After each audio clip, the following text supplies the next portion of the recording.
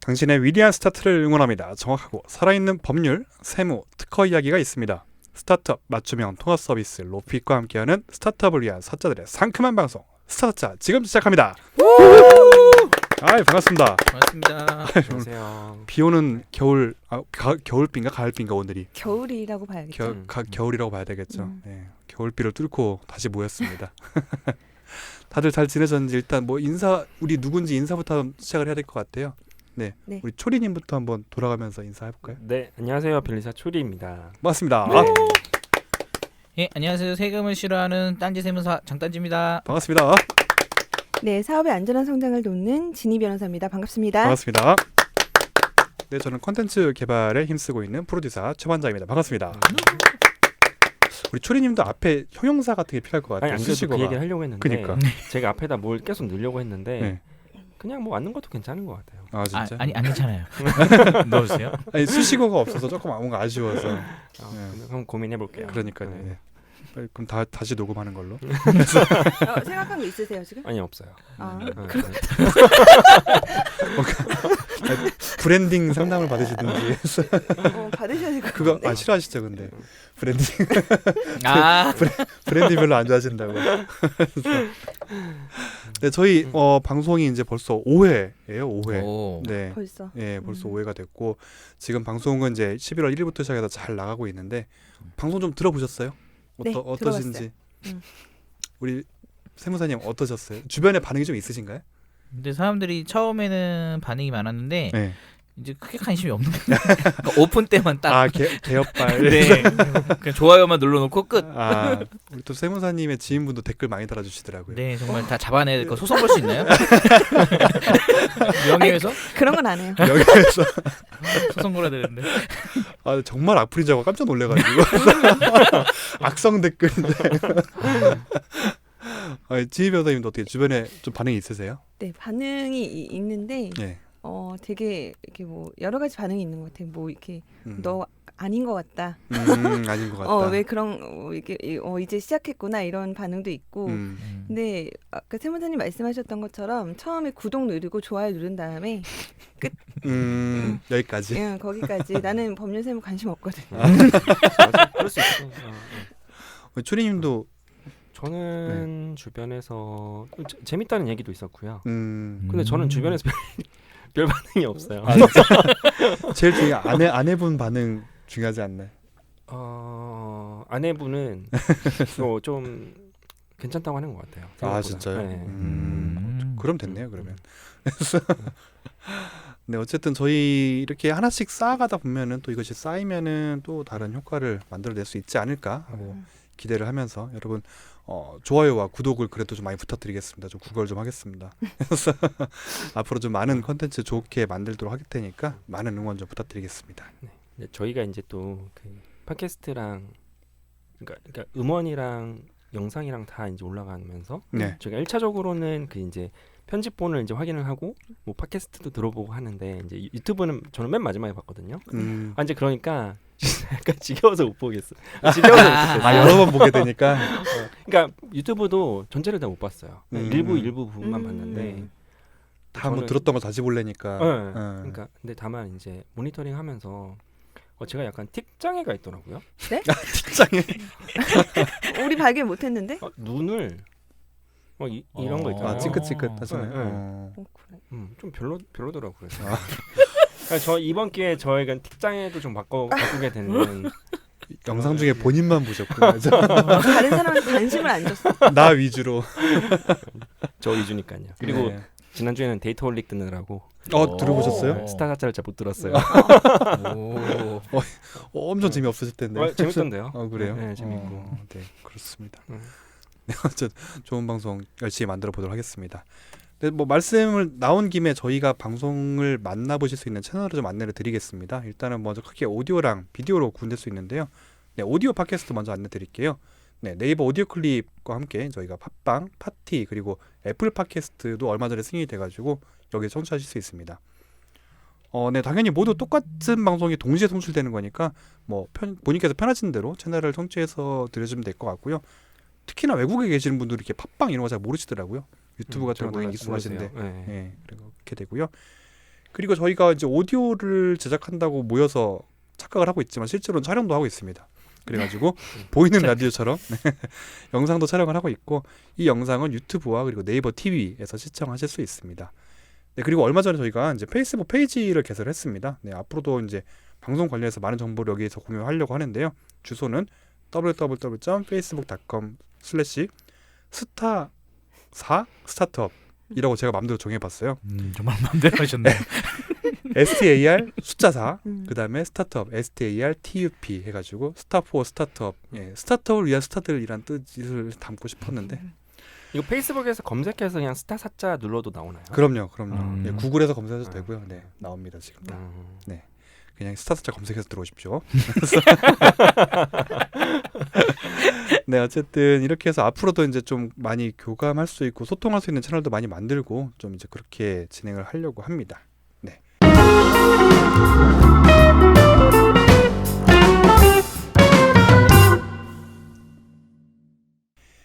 스타사차 오늘 5회 주제는 우리 진희 변호사님께서 준비를 해주셨습니다. 네, 주제는 일단 비즈니스 모델의 적법성에 대해서 저희가 오늘 한번 이야기를 나눠보도록 하겠습니다. 그래서 첫 번째는 일단 비즈니스 모델이라는 것이 무엇인지 그리고 이제 거기에 대해서 어떠한 이슈들이 있는지를 한번 개괄적으로 이제 한번 얘기를 하고 그 다음에 네. 실제 이제 최근에 특히 최근 몇 년 사이에 이슈가 정말 많았던 것 같아요. 그래서 그 이슈들을 케이스 스터디 형태로 한번 같이 이야기 나눠보는 순서로 진행을 해보겠습니다. 자, 그럼 변호사님, 비즈니스 모델이란 무엇인가요? 비즈니스 모델 관련해서는 사실 정의가 굉장히 많잖아요. 네, 저는 그냥 제가 강의할 때 먼저 이렇게 설명을 좀 드리는 부분 중에 하나인데 어떤 상품이나 서비스를 제공하고 그거에 맞춰서 어떻게 알리고 수익 모델은 어떤 것이고 이런 비즈니스 흐름이 있잖아요. 비즈니스 흐름. 예, 비즈니스 흐름을 저는 비즈니스 모델이라고 그냥 제 나름대로 정의를 했어요. 근데 엄청 많이 이제 정의가 있는데 그러니까 저는 왜 이렇게 해석했냐면 이 비즈니스 모델 구조에 따라서 법률 이슈들을 빼낼 수가 있거든요. 그러니까 그런 걸 좀 설명드리기 위해서 좀 흐름을 먼저 플로우라고 하죠. 그래서 그런 말씀을 좀 드리고 있어요. 아, 흐름을 플로우라고 하는군요. 네, 플로우. 영어. 아, 어쨌든 그 흐름의 모두 다가 아니라 그 어떤 한 스텝, 한 부분이 어떤 위법성이 띌 수 있거나 예, 네, 그쵸. 부적절할 수도 있는 부분이 있는 것이고 네, 그런 것을 비즈니스 모델이라고 하고 자, 그러면은 비즈니스 모델을 이제 창업자의 입장에서 비즈니스 모델을 파악해야 되는 어떤 그런 시점 같은 것이 있을까요? 비즈니스 모델을 이제 처음에 어떤 아이템을 할지를 먼저 결정을 하시잖아요. 가장 네, 보통 먼저. 그렇죠. 네, 근데 아이디어를 생각하는 단계에서는 알 수가 없어요. 왜냐하면 아이디어를 이제 구체하지 않은 시점에서는 아이디어가 되게 추상적이기 때문에 어떤 법률이 적용되는지를 좀 골라내기, 그 적용 법률을 찾아내기 좀 어려운데 이거를 계획하고 구체화 좀 시키고 이제 만약에 본인이 플랫폼을 한다. 그러면 거기에서 어떤 플로우로 이걸 가져갈 건지에 대한 어떤 흐름이 좀 어느 정도 정해지면 그때 이제 파악하는 게 가장 중요하죠. 그러니까 왜냐하면은 비즈니스 모델을 정리한 이후에 전략이라든지 이런 게 나오게 되는데 네네네. 대부분은 마케팅이나 전략을 먼저 세우세요. 그 마케팅을 어떻게 해야 되지? 막 이런 거에 관심이 있으시고 아이디어가 있으면은 그걸 바로 마케팅하는 걸로 연결해서 예, 네. 먼저 이렇게 수익을 좀 창출을 하려고 하시는 경향이 좀 많으신 것 같아요. 근데 돈이 필요하니까. 그죠? 그죠? 캐시가 네. 있어야 되는데 네. 근데 캐시가 있게 되더라도 나중에 자신이 하는 비즈니스 모델이 적법하지 않다라고 만약에 판정이 된다면 그 수익은 이제 창출을 더 이상 할 수가 없는 거거든요. 그 이전에 창출했던 건 뭐 어쩔 수 없다 하더라도. 예, 그래서 정확한 그 법률 솔루션을 얻기 위해서라도 이제 비즈니스 모델에 대해서 이해를 하고 거기에 대해서 비즈니스를 구체화시키는 단계에서 이제 좀 고려를 해 보셔야 되는 거죠. 그러면은 비즈니스 모델을 구체화하는데 어떤 것들이 좀 필요한지를 자세히 좀 알아보면 좋을 것 같은데요. 예. 예, 제가 저 나름대로 이제 비즈니스 모델의 흐름을 이제 네. 파악을 하면서 그럼 어떤 단계로 어떤 요소들을 고려해서 비즈니스 모델을 구체화할 수 있을까 이런 목록들을 한 10가지 정도. 10가지 예. 정도의 목록을 예, 네, 우리 좀- 창업자분들이 한번 이걸 10가지를 한번 쭉 따라가 보시면 더 좋을 것 같네요. 네, 그래서 제가 좀 첫 번째부터 10가지까지 천천히 좀 말씀을 드릴 테니까 네네네네. 예, 한 주제씩 저희가 좀 같이 호흡을 맞추면서 이제 같이 갔으면 좋겠습니다. 비즈니스 모델의 구체화 10단계. 네. 네. 첫 번째는 이제 스타트업이 시작하면서 가장 먼저 하는 거예요. 아이템을 결정하는 거거든요. 아이템 결정. 아이템을 결정할 때 내가 하고자 하는 게 뭐 물건을 만들어서 파는 건지 아니면 무형의 서비스를 제공하는 건지 뭐 이런 것들을 먼저 결정을 하셔야 돼요. 내가 뭘 팔지. 그쵸. 네. 내가 뭘 팔지를 제대로 모르면 그렇죠. 누구나 이해할 수 있게 음. 예를 들어서 뭐 나는 그냥 꽃을 판다라고 하는 게 아니라 꽃을 팔면은 어떤 꽃을 팔아야 되는 것도 사실 종류도 특정을 해야 될 것이고 네네. 그리고 이 꽃을 팔 때 어디서 팔 거냐, 뭐 꽃시장에서 팔 거냐, 아니면은 인터넷에서만 팔 거냐 이런 것도 이제 결정을 해야 되잖아요. 네. 예, 그러면은 오프라인에서 팔 거면은 별도로 뭐 배송이나 이런 게 뭐 가능한 건지 온라인에서 팔면 당연히 배송이 이어지게 될 거고, 그러니까 이런 것들 하나하나 아이템마다 이제 그 플로우가 달라지게 되는 거죠. 그래서 이게 가장 기준점이 된다고 보시면 될 것 같아요. 네네. 첫 번째는 제공하는 상품이나 서비스를 네. 예, 구체화하고요. 네, 두 번째는 이런 사업을 하는 플랫폼 아까 잠깐 말씀을 드렸는데 온라인에서 할 거냐 오프라인에서 할 거냐. 왜냐하면 온라인에서 할 때는 이제 적용되는 법률이 달라지게 돼요. 네, 그러다 보니까 사업이 이루어지는 플랫폼을 어디다 할 건지가 되게 좀 중요합니다. 첫 번째가 무엇을이면 두 번째는 어디서. 그렇죠. where. where. 오늘 자꾸 영어로 쓰시네요. 부담스럽게. 그 원칙을 읽어와요. 플로 캐시. 10번째까지 영어가 다 나오는지 한번 보죠. 오 재밌겠다. 한번 해보세요. 두 개 했어요. 네. What, where 하셨습니다. 제가 영어를 못하는데 오늘 기분 좋네요. 이렇게 간단한 단어로 이제, 네네. 네, 그래서 어디까지 했죠? 네. 지금 두 저 번째. 플랫폼 어디서 Where. 판매를 할지를. 요즘에는 야, 온오프라인이 되게 많은 것 같아요. 온오프라인은 맞아. 다 굳이 하는데 한쪽이 아니라. 네. 상품, 그러니까 상표 출원을 하면 음. 상표도 그 류라는 게 정해져 있어요. 류. 음. 네, 네. 네, 네. 그래서 이게 어떤 카테고리에 해당하는지를 류. 결정을 해야 되는데 그게 이제 온라인에서 팔 때랑 오프라인에서 팔 때랑 그 류가 달라지거든요. 그게 중요한 거예요. 왜냐면 네. 예를 들어서 내가 마카롱을 판다. 음. 그러면 그냥 오프라인에서 마카롱 샵을 해서 팔 거면 그때랑 그때랑 이제 온라인에서 팔 때랑 좀 달라져요. 뭐 뭐가 류가 달라지죠? 달라진다고요? 류가 달라진다는 거죠. 류가 달라져요. 아니 근데 궁금한 게 음. 그 오토 서비스도 있잖아요. 네네. 요즘에는. 네. 근데 음. 그런 경우에도 그럼 좀 달라지게 되는 거예요. 거기 근데 보통 이제 오토 서비스 같은 경우에는 그러니까 그 오토 서비스마다의 어떤 비즈니스의 실체가 있잖아요. 네. 이게 뭐 배달이라던가 뭐 음. 그런 것들의 어떤 그 비즈니스 상으로 이제 결정이 되는 거고 음. 아니면 그 오토라는 걸 하려면 당연히 웹이나 앱 같은 이제 프로그램 수단이 있어야 될 것 같은데 이제 그 앱 수단 자체를 또 하나의 상표로 그 들어가는 류가 있고요. 네네. 알겠습니다. 네. 이거 역시도 되게 당연히 중요한 거지만 또 우리 특허 등록상에서도 되게 중요한 거네요. 네. 네. 그럼요. 중요한 거예요. 맞아요. 그리고 네네. 이거에 네네. 따라서 먼저 출원해야 되는 것도 달라져요. 상표 같은 경우도. 한번 설명. 그러니까 예를 들면 먼저 출원이요? 출원의 순서가 네, 결정. 왜냐면은 돈이 많으면 이게 아까 말씀드린 류마다 상표 비용이 청구되거든요. 뭐 저뿐만 아니라 상표 특허청에서도 이거를 구분해서 비용을 징수를 해요. 그럼 뭐 대기업처럼 이렇게 비용이 많이 있으면 모든 류로 많이 출원을 하겠죠. 네. 그렇다. 네. 근데 이제 당연히 스타트업의 특성상 단계별로 이제 우선 받아야 되는 것부터 해야 되는 게 보통인데 예를 들어서 나는 나의 오운 마카롱을 만들고 싶어요. OWN. 네. 오운. 네. 그러면은 나는 이 마카롱 자체를 내 상표로 출처를 인식시키고 싶은 거잖아요. 근데 그래서 내가 내 마카롱을 만들어서 뭐 내 가게에서도 팔 수 있지만 다른 데다가 뭐 이제 뭐 오프라인 쇼핑몰이나 온라인 쇼핑몰에다가 이제 입점을 할 수도 있잖아요. 이제 그럴 때는 그 상품 자체에다가 먼저 류로 내 마카롱과 관련된 상표를 출원을 하셔야 되고 만약에 이제 하시다가 이제 내 마카롱뿐만 아니라 다른 데서 만든 마카롱도 내가 팔고 싶어요.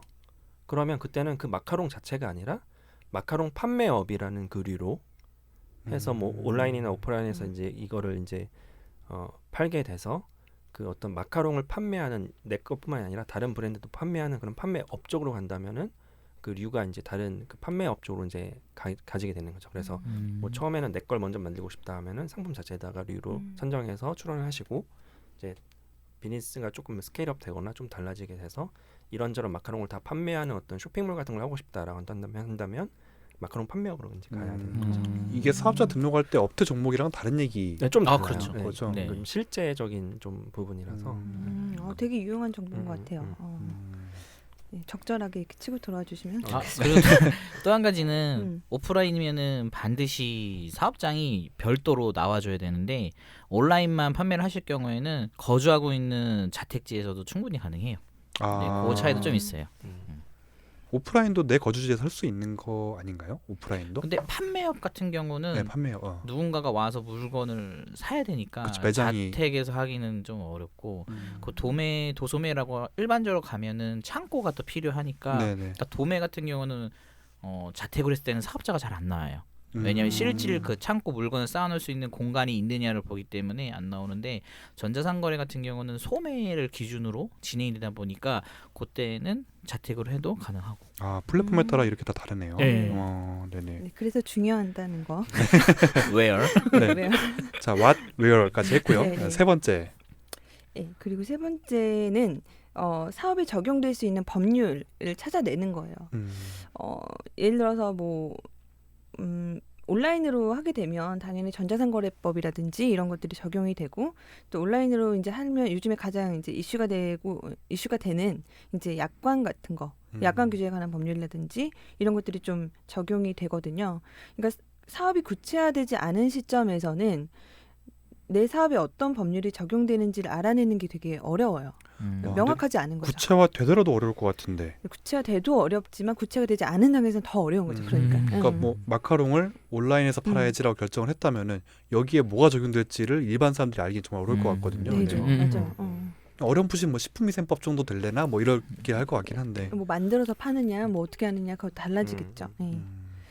그래서 이런 법률들을 좀 적용할 수 있으려면은 일단 이런 것들 비즈니스에 대한 대량적인 그런 구체화가 아주 구체화되진 않더라도 구체화될 수 있는 그런 요소들은 정해져 있어야 된다는 얘기죠. 그럼 이렇게 만약에 마카롱과 온라인이라는 게 결정이 됐으면은 변호사님께 한번 자문 요청을 드릴 수 있는 걸까요?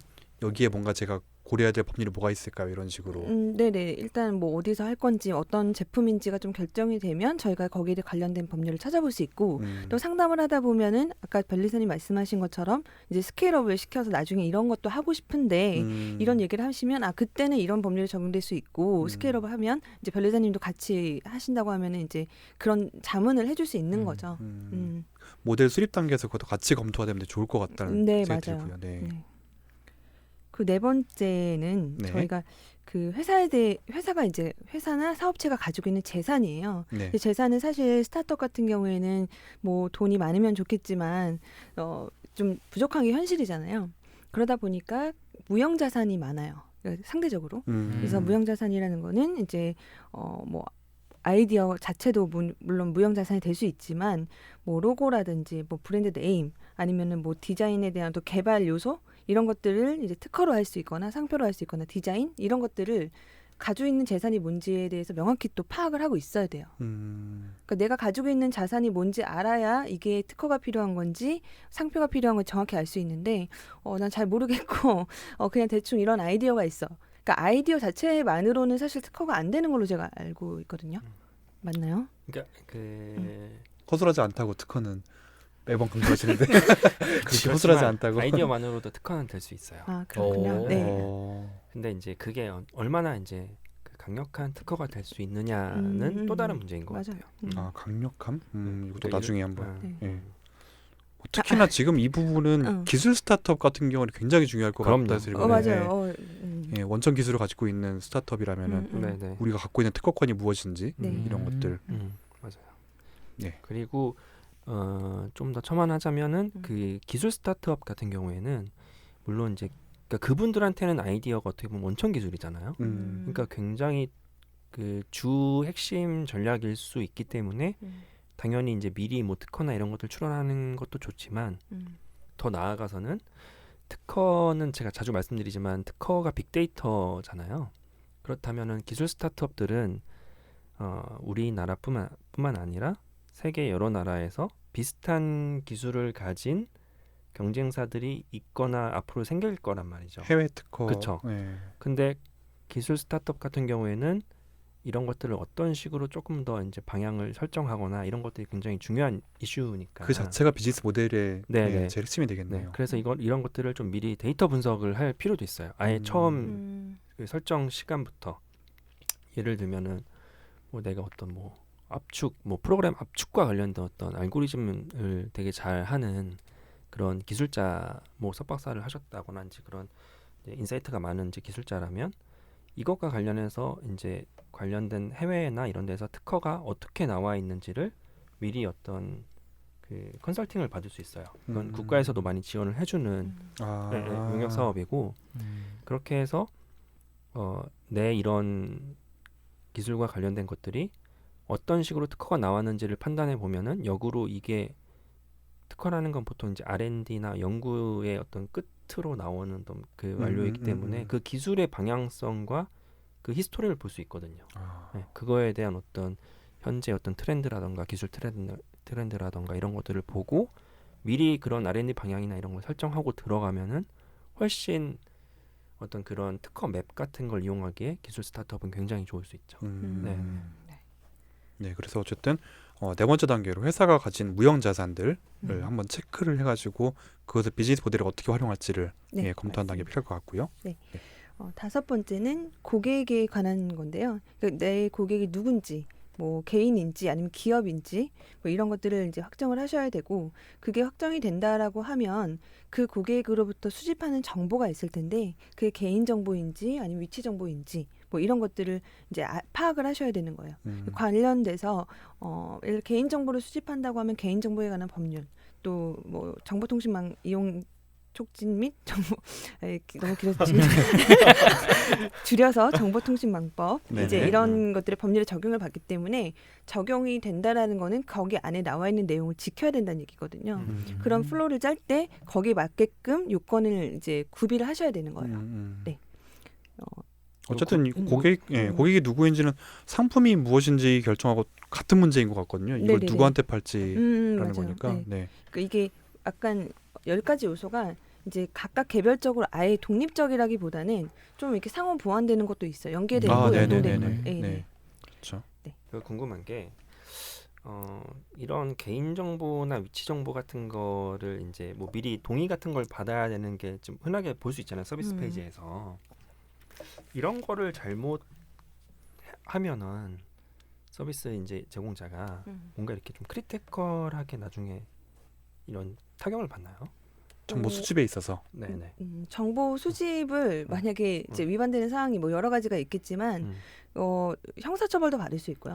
진짜요? 네, 그 정보통신망법 보시면 벌칙이라고 되어 있어서 거기 이제 위반됐을 때 뭐 진짜 벌금이나 과태료나 이렇게 형사처벌까지도 가능한 경우가 있어. 그래서 이게 제가 강조를 좀 드리고 싶은 건 뭐냐면 개인 정보나 위치 정보나 되게 수집에만 관심을 가지세요. 일단 수집을 해야지 뭔가 이게 서비스가 굴러가니까 그렇게 생각을 하시는데 수집을 하고 나서 관리하는 게 되게 중요하거든요. 수집을 하면은 이 개인 정보를 잘 관리해서 뭐 동의를 받아야 될 때는 동의를 받고 맞아. 별도로 동의를 받지 않은 부분에 대한 추가 정보를 수집할 경우에는 또 별도의 동의를 받아야 되거든요. 이걸 지키지 않았을 때는 저도 그런 거 만들다 보니까 그런 거 있더라고요. 뭐 1년 이내 뭐 폐기 맞아. 하거나 예, 뭐 3년 분리해서 있다가 보관하고 그렇게 할 수도 있고. 맞아. 제가 얘기 꺼낸 게 그 미드 중에서 혹시 실리콘밸리라는 미드 보셨어요? 아니요, 못 봤어요. 그런 미드가 있어요. 못 보셨죠? 당연하죠. 그 한국 진짜 영화인 재밌는데 그건 진짜 저의 인생 미드거든요. 진짜요? 실리콘밸리? 네, 실리콘밸리라고 지금 5부작까지 나왔던 걸로 기억을 하는데 네. 진짜 재밌었는데 자막 그게 뭐냐면 그 간단히 말하면 그 미국 뭐 훌리라는 회사에 뭐 지금으로 따지면 구글 같은 데겠죠. 거기 다니던 엔지니어가 어떤 되게 대단한 거를 이제 발명을 해가지고 나와서 창업을 해서 어떤 투자 받고 이런 실리콘밸리에서 일어날 만한 일을 이제 그 그린 일대 그러니까 그런 미드인데 이제 거기서 그 채팅 서비스를 잠깐 하는 장면이 나와요. 그러니까 어떤 다른 나라 사람들과 채팅할 수 있는 그런 앱 서비스를 하는 게 나오는데 거기서 그 주인공들이 동의를 안 받은 거예요. 그러니까 예를 들어서 미성년자 같은 경우에는 예를 들어서 뭐 미성년자가 있고 성인이 있으면은 뭐 어떤 미성년자 보호 그런 측면에서 뭐 이제 법정 대리인의 동의를 받아야 되는 이런 것들이 있어야 되는데 그거를 안 받고 서비스했다가 천문학적인 그 벌금을 맞는 장면이 나오거든요. 저희 나라는 미국이랑 그러니까 미국은 막 뭐 징역을 따져도 몇백 년짜리도 있고 뭐 징벌적인 어떤 배상을 할 때는 뭐 천문학적인 액수가 나오기도 하는데 저희 나라는 사실 비교하자면 상대적으로 그런 액수가 나오는 경우는 많지는 않은 것 같아요. 뭐 아주 정말 천문학적인 액수가 나오는 경우는 제가 뭐 기억했을 때 별로 없었고 그런 액수 나와도 골프 치러 가잖아요. 그래서 네네. 약간 좀 그런 부분이 저희 나라는 좀 이제 가볍다고 해야 되나? 그러니까 그런 처벌이 상대적으로 비교했을 때 그런 부분인데 저희가 개인 정보도 마찬가지고 위치 정보도 그렇고 그 정보가 되게 민감한 시대인 것 같아요. 왜냐하면 맞아. 정보가 자산이 되고 정보를 활용해서 할 수 있는 부가 서비스가 많기 때문에 이게 되게 큰 거래에 있어서 되게 중요한 요소인데 이거를 주체 동의 없이 이렇게 제공을 한다든지 아니면 뭐 판매를 한다든지 거래한다든지 이런 것들이 이제 나오면서 이제 그런 게 있으면 위반이 있으면 이제 그런 처벌을 받게 되는 그래서 그렇죠. 가볍진 않다는 거예요. 정보 네. 자체가 상품이 되기도 하는 시대이니까요. 네, 맞아요. 네. 그렇게 되고 자 그럼 7번째 한번 알아볼까요? 그러면 상품 내지 서비스를 제공하는 과정에서 그 제3자가 개입을 하는지 개입을 한다면 어떤 식으로 개입을 하는지 관계를 이제 확정하시는 게 좀 중요합니다. 제3자가 누구를 말하는 걸까요? 이제 저희 회사의 이제 사업체 외부에 있는 네네. 뭐 제3자 외부에 있는 제3자가 될 수도 있고 또 예를 들어서 고용 관계가 될 수도 있죠. 그러니까 내가 아닌 다른 사람이라고 생각하시면 되는데 내가 어떤 사업체를 운영함에 있어서 아는 직원을 고용해야겠어 라고 하시는 분도 계시고 예를 들어서 디자인이 필요하다. 근데 디자인에 관련된 직원을 뽑으실 수도 있고 아니면 디자인 외주 업체를 컨택해서 거기랑 거래를 할 수도 있잖아요. 네네. 네, 그런 관계들을 적용하셔야 되고 왜냐하면 고용하신다면 또 근로 관계에 관련된 법령들이 적용이 될 거예요. 네, 그리고 외주 업체한테 뭔가 디자인을 맡기게 되면 또 거래 계약이 또 문제가 될 거고 그러니까 어떤 관계인지에 따라서 법률상으로 이슈될 수 있는 것들이 좀 달라지게 되는 거죠. 네. 또 제3자가 내 비즈니스 모델에 어떻게 관여를 하게 되는가? 그렇죠. 네네. 그런 부분이 하나가 있을 것 같고요. 네. 네, 8번째는 상품 내지 서비스 제공할 때 대금을 어떻게 지급할 거냐. 그러니까 지급할 거냐라고 하는 건 이제 고객의 입장인 거고 어떻게 지급받을 건지. 네네. 그러니까 가격 정책이라든지 환불이라든지 이런 것들이요. 그러니까 돈에 대한 거는 사실 굉장히 예민하거든요. 그렇죠. 그러니까 어디서 들으니까 환불만 잘해줘도 고객이랑 트러블이 없다라고 할 정도로 이렇게 돈이 되게 그러니까 되게 예민한 것 같아요. 그러니까 저희 예전에 한 게임에 있었을 때 그 문제가 되면은 그 아이템들 거래 많이 하잖아요. 네네네. 그게 유료가 있고 무료가 있고 또 여러 가지 이렇게 유료랑 무료랑 이렇게 섞인 게 있고 아이템의 종류가 좀 다른데 이거 환불이랑 되게 많이 엮여요. 네. 그래서 그거에 대해서 엄청 이제 그 고객들이 왜 이건 환불 안 해주냐 뭐 이렇게 하나하나 근거를 들어 저희가 이제 그 답변을 해야 되는데 사실 쉽지가 않았어요. 네. 그러니까 이게 무료라면은 뭐 어떻게 해야 되는 건지 무료이면은 사실 거의 환불에는 포함이 안 되거든요. 네네. 네, 그런 것부터 시작해서 이제 고객을 이해시켜야 되고 또 약관이라든지 저희 정책에 맞춰서 이제 설명을 해야 되기 때문에 그 과정이 쉽지 않았던 것 같아요. 어쨌든 고객은 어떤 이유를 들어서라도 내가 지불한 금액을 돌려받고 싶은 거고 네, 그렇죠. 회사 입장에서는 그렇지 않다는 걸 또 설명을 해야 되는 네. 거고. 근데 이제 이런 것 같아요. 아무리 설명을 잘 해줘도 막 소비자 연맹 같은데 신고하고 막 그래요. 네, 그래서 신고해서 근데 신고를 접수하면은 그분들도 일을 해야 되기 때문에 저희한테 연락을 할 수밖에 없는 거죠. 그래서 얘기를 해도 그러니까 어떻게 보면 블랙 컨슈머인데 그런 분들도 이제 계시는 거죠. 이렇게. 근데 대부분 그런 문제들이 이제 돈과 관련된 문제라는 거예요. 그러니까 가격 정책을 세우실 때는 이제 좀 명확하게 세우시는 게 중요한 게 A라는 고객이 왔을 때하고 B라는 고객이 왔을 때 다르게 대우하면 안 돼요. 근데 스타트업이 가장 많이 하는 실수 중에 하나. 왜냐면은 아직 정책이 확정이 안 된 상태에서 제가 아는 고객이 아니고 제가 아시는 이제 대표님이 이 제조업을 하셔가지고 뭐 예를 들어서 뭐 이제 스마트워치를 만들었다고 하면 이거를 이제 크라우드 펀딩 하신 거예요. 근데 이게 중국 제조 업체하고 연결이 돼 있다 보니까 이게 제대로 컨트롤이 안 된 거죠. 그 제조업체가. 예. 네네네. 그래서 기한에 맞게끔 그걸 못 보내준 거예요. 펀딩을 하신 분들한테. 그러니까 이게 뭐 몇백 명이 됐을 거잖아요. 그렇죠. 네. 근데 이분들이 환불을 반 정도가 이제 요구를 한 거예요. 아, 근데 돈을 다 썼잖아요.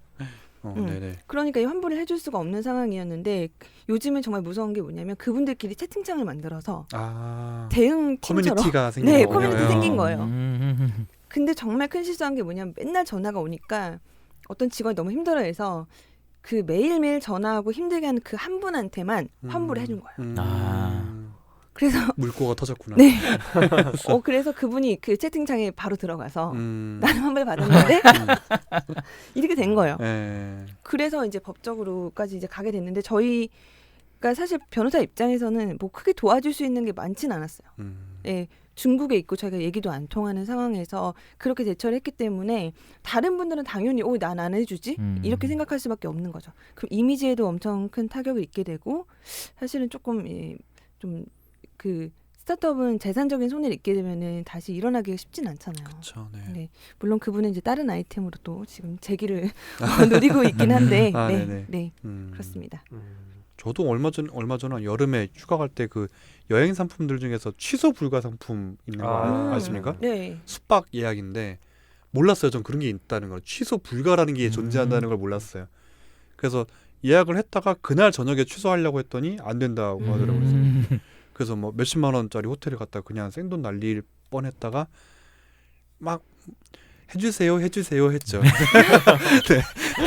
할 수 있는 모든 방법을 동원해서 비굴하게도 하고, 네. 그랬더니 끝내 환불은 됐는데, 근데 그게 정당한 건지 모르겠어요.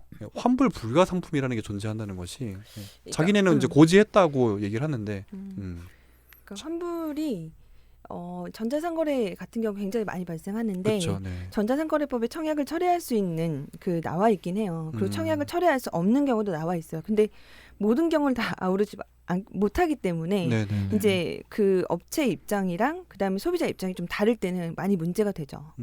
그러니까 예를 들어 어떤 분은 수영복 만드는 스타트업이었는데 입어보고 환불을 해달라는 거죠. 근데 이게 약간 어떻게 보면 민감한 그런 그쵸. 부분이 있잖아요. 네. 그러니까 이분이 어떻게 입었는지도 모르는데 이거 환불을 해주기도 근데 아니라고 이제 하기도 그렇고 근데 사실 결과만 얘기하자면 해줘야 돼요 환불을.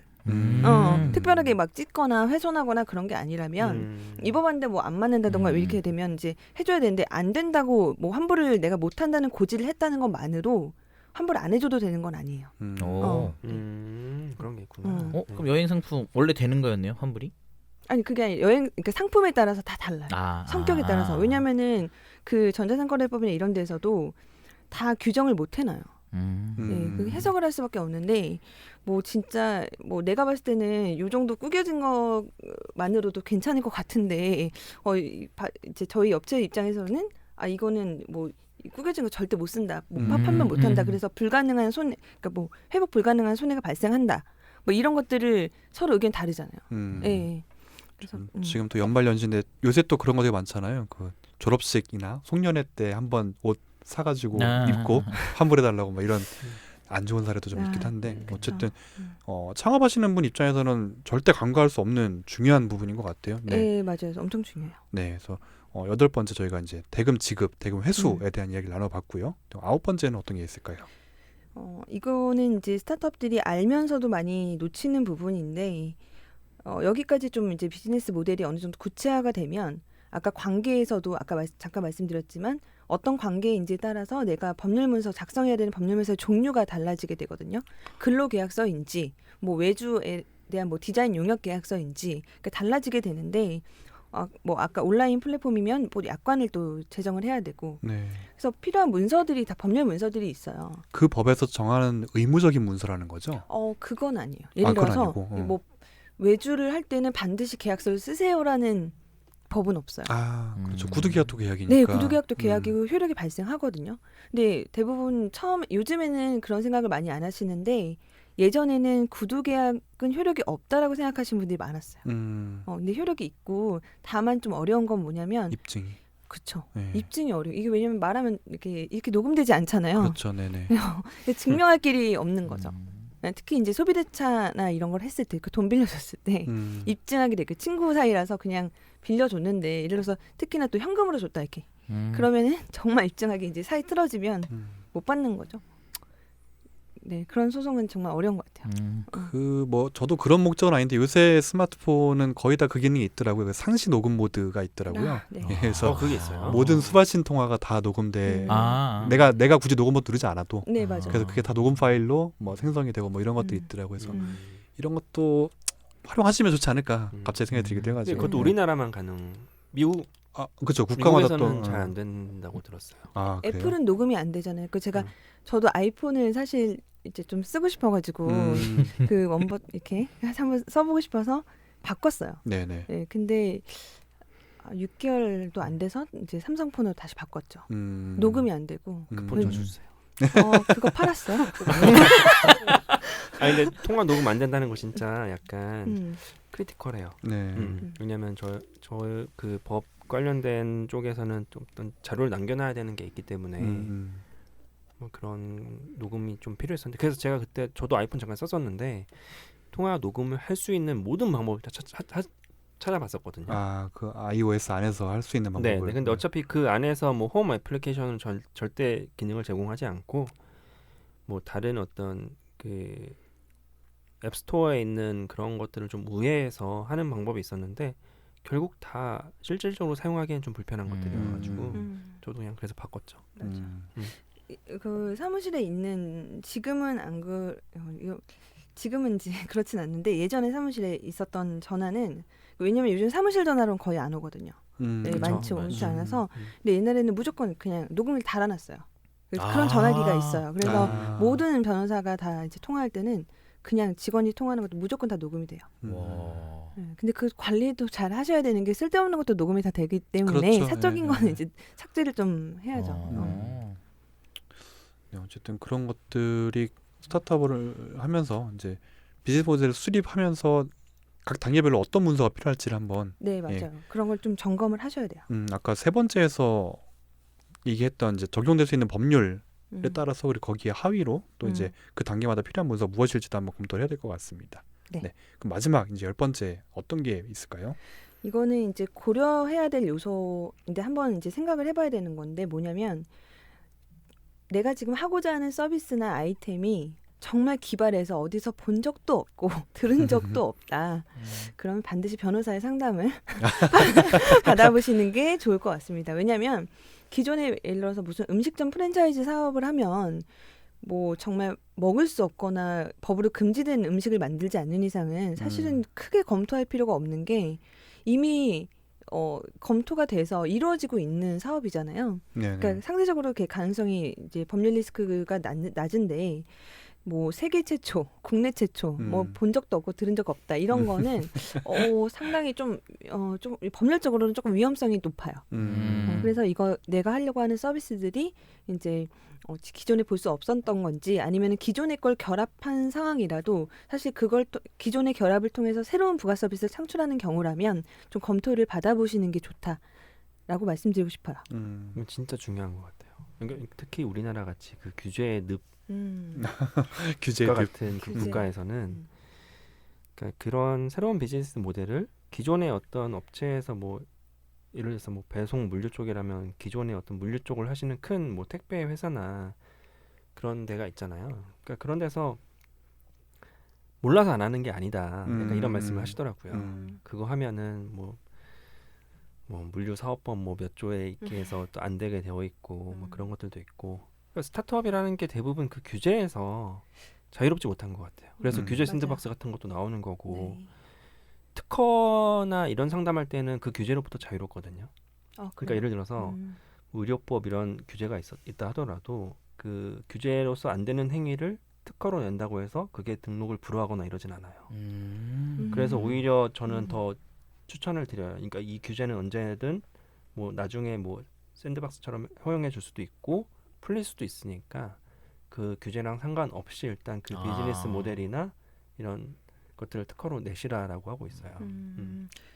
이게 마지막 요소가 오늘 저희가 이제 뒤에 다룰 비즈니스 모델의 적법성이랑 관련이 있는 거거든요. 네네. 그래서 기존의 저희 나라의 법제를 잠깐 이제 보면은 네. 이제 아마 많이 보셨을 수도 있어요. 스타트업들은 아마 아실 텐데 그 규제 방식이 미국이랑 좀 달라요. 그래서 뭐냐면 저희는 이제 포지티브 방식이라고 해서 포지티브 방식. 네. 예, 근데 미국은 이제 네거티브 방식. 네거티브. 일반적으로 저희는 포지티브 방식을 많이 취하고 있는데 그 포지티브 방식은 사실 되게 긍정적일 것 같지 않아요? 되게 긍정적일 것 같은데. 근데 이제 이런 거예요. 이게 극단적으로 좀 예를 들어보면 A하고 이제 어떤 법률에서 A하고 A 행위, B 행위, C 행위는 할 수 있다라고 규정을 하는 방식이에요. 저희 네네네. 나라는 좀 일반적으로. 근데 그 미국 같은 경우에는 A, B, C만 안 하면 돼요. A, B, C는 할 수 없다 이런 식으로 해놨거든요. 그러니까 그런 방식에서 약간 그런 이름이 따온 것 같아요. 근데 포지티브 방식은 A, B, C는 할 수 있다라고 했기 때문에 그럼 A 다시는 할 수 없어? 라는 이제 해석의 여지가 나오게 되고요. 그래서 D나 E에 해당하면 당연히 할 수 없겠지만 약간 이제 거기서부터 이제 문제가 발생하는 거죠. 할 수 있는 거는 명확한데 할 수 없는 것들이 너무나 이제 많아져 버리는 거고 미국은 이제 그런 그 A, B, C는 할 수 없기 때문에 A, B, C만 아니면 사업을 좀 자유롭게 할 수가 있는 거예요. 모든 법제가 저희 나라 다 그런 건 아니지만 일반적으로 좀 그런 법제의 규제 방식을 취하고 있기 때문에 스타트업 아까 말씀하신 것처럼 규제 늪이라는 게 그런 거죠. 규제에서 좀 자유로울 수가 없어요. 허용된 것 빼고는 다 안 돼. 이거랑. 네. 네. 금지된 것 빼고는 다 할 수 있어랑 이제 약간 천지 차이인 거잖아요. 그렇죠. 네네. 극단적인 예로 들면 그런 식인 거죠. 그래서 이 마지막 이런 항목 때문에 저는 그 요즘 스타트업들이 진짜 그 변호사님의 자문을 좀 많이 받아야 된다고 생각을 하고 있어요. 왜냐면은 저도 예전에 그 잠깐 말씀드렸지만 배송 공유경제 기반의 배송 플랫폼 서비스를 준비할 때 되게 많이 고민을 했거든요. 이거 가지고 뭐 국토부 그 공무원분이랑도 뭐 통화도 하고 만나서 얘기도 하고 근데 이런 것들이 되게 많은 것 같아요. 그러니까 이런 뭐 혁신이라고 하는 것 뒤에는 당연히 그 어떤 맞아. 규제를 피해 갈 수 있느냐라는 게 당연히 수반되는 것 같아서 이게 나중에는 되게 그 치명적으로 그 지속 가능성에 영향을 미치더라고요. 처음에 잘 검토하고 수립하지 않으면은 네, 네. 나중에 돌이킬 수 없을 때 크게 당할 수 있으니까. 네.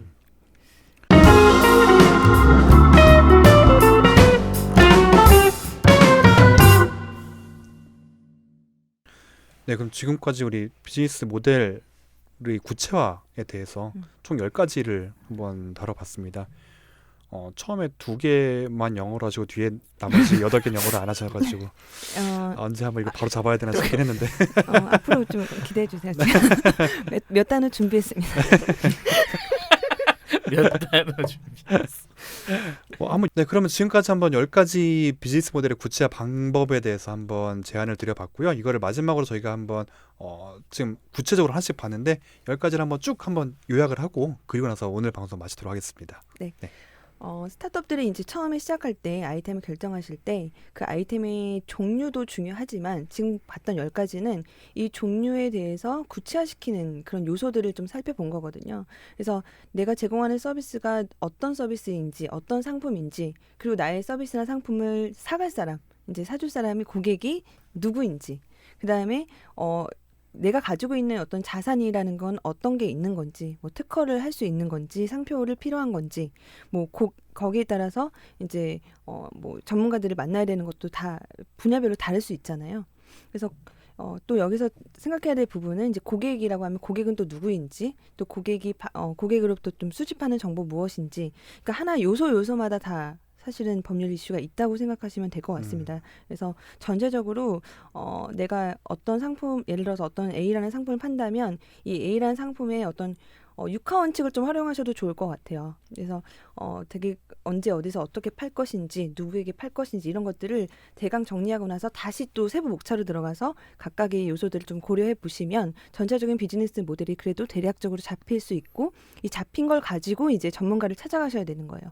아무 그 계획이 없이 아무 내용 없이 전문가를 만나면 2시간, 3시간 얘기를 해도 그 전문가는 이해를 잘 못해요. 예, 왜냐면 자기의 서비스가 아니기 때문에. 그래서 좀 여러분들이 전문가에 대한 어떤 상담을 받으실 때도 그렇고 또 여러분들이 직접 사업계획서를 쓰시기 전에도 그렇고 10가지 항목들을 좀 곰곰이 생각해 보시면서 내 서비스는 과연 어떻게 구체화될 수 있을까 이런 것들 한번 고려해 보셨으면 좋겠습니다. 네. 지금 말씀드린 10가지는 우리 김진희 변호사님 진희 변호사님의 블로그에 나와 있는데 제가 이거는 주소를 한번 공유를 드릴 테니까 여기서 보시면 될 것 같고요. 제가 어제 뭐 세미나 같은 거 컨퍼런스를 하나 갔다 왔어요. 뭐 테크 미치 스타트업이라는 이제 네이버에서 메인 스폰서로 하고 있는 컨퍼런스인데 확실히 이제 기술 스타트업들의 컨퍼런스이다 보니까 정말 아이디어가 넘쳐나시는 분들이 엄청나게 많으시더라고요. 근데 확실히 스타트업들은 조금 뭐랄까 의욕과 열의가 굉장히 강하시잖아요. 네. 특히 또 내 아이디어에 확신도 굉장히 많으시고 그래서 근데 그럴수록 이제 가슴은 뜨겁더라도 좀 머리는 차갑게 좀 한번 점검해야 되는 게 필요하지 않을까라는 생각이 들고 또 아까 이제 후반에 말씀하신 대로 준비된 만큼 상담을 잘 받을 수 있는 것 같아요. 그래서 네, 이런 것도 10가지 한번 체크하면 좋을 것 같다는 생각을 마지막으로 첨언을 드리고 마치도록 하겠습니다. 자, 오늘 어떻게 들으셨는지 한번 각자 소감 한번 들어볼까요? 제일 오늘 조용하셨던 따니 세무사님 오늘 탄핵적 분량이 좀 적었는데 예, 법률이니까 제가 딱히 이게 낄만한 구석이 없네요. 이게 날로 먹네 그냥. 커피는 제일 비싼 거 드시고 네, 어떻게 들으셨어요 오늘? 네. 예전에 그 변호사님이 강의하시는 거에서도 이런 비슷한 걸 봤던 것 같아요. 근데 그때는 이렇게까지 자세히는 아니었던 것 같은데. 그 강의를 날로 네 아닙니다. 네네네. 근데 이제 요 모델에 따라서 한번 미리미리 준비하셔서 변호사님하고 먼저 상담을 하시는 게 안전성도 있고 요새는 그냥 예전에는 오히려 사람들의 인식이 좀 낮았기 때문에 그냥 하셔도 모르고 넘어가는 게 많았는데 이제 원체 정보가 많이 이제 방대하게 이제 알 수 있는 그쵸. 그런 장치들이 네네. 많다 보니까 좀 준비를 하셔야지 나중에 선고하셨을 때 후폭풍이 없을 것 같아요. 그래서 반드시 변호사님과 상담을 받으실 거로 추천드립니다. 네네. 땡큐. 우리 초리님은 어떻게? 네.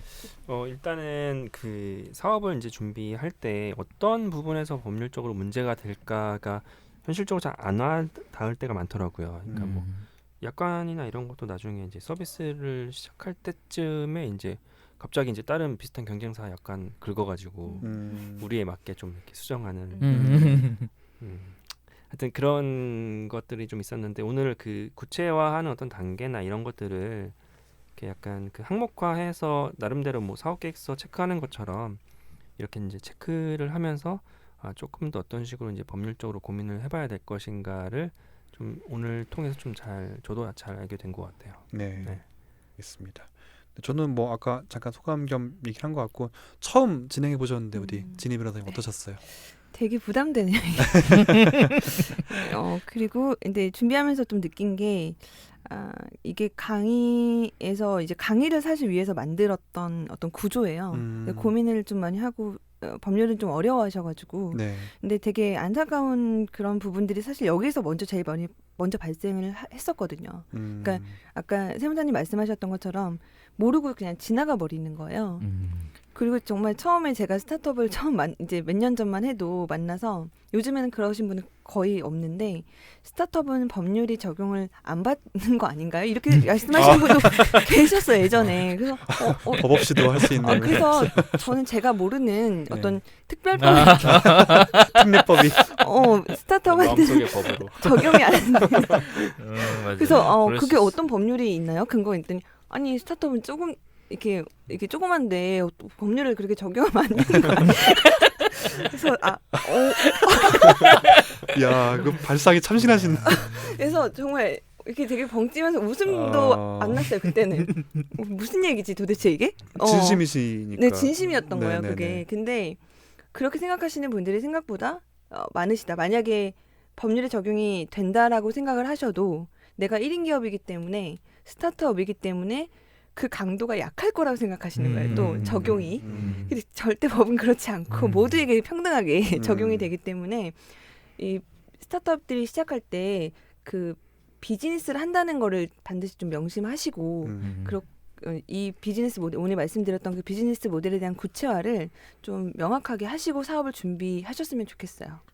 네, 알겠습니다. 준비하시느라 고생 많으셨고요. 네. 자, 오늘 스타사차 5회는 여기까지입니다. 이제 다음은 저희가 앞서 나누었던 이제 비즈니스 모델에 대한 이야기를 실제 사례를 통해 가지고 어떠한 위법, 적법 그런 사례들이 있었는지 한번 같이 이야기 나눠보도록 하겠습니다.